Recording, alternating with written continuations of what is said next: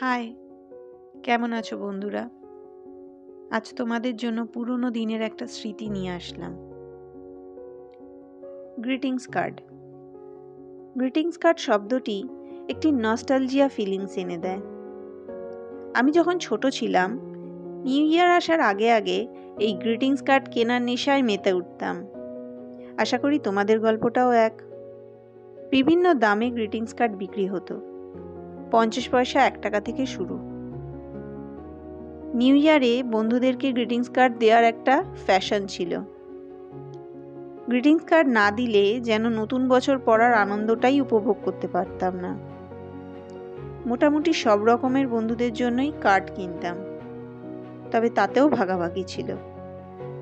সবার জন্য অল্প দামের, আর স্পেশাল কিছু বন্ধুদের জন্য একটু বেশি দামের।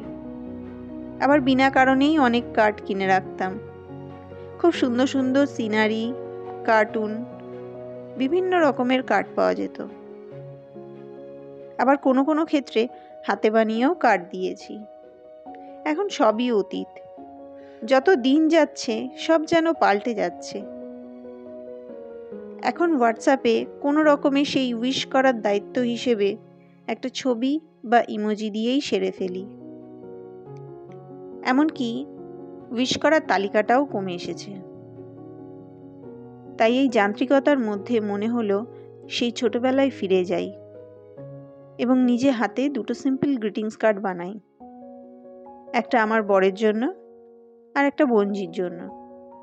আমার বোনঝিও আঁকতে খুব ভালোবাসে।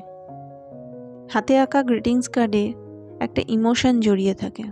আমরা জানুয়ারি মাসটা পুরোটা জুড়েই গ্রিটিংস কার্ড দেয়া নেওয়া করতাম, তাই ভিডিওটাও একটু দেরি করে ছাড়লাম।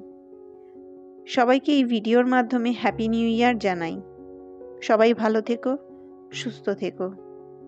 আর এই গ্রিটিংস কার্ডগুলো কেমন হয়েছে কমেন্ট বক্সে অবশ্যই জানিও।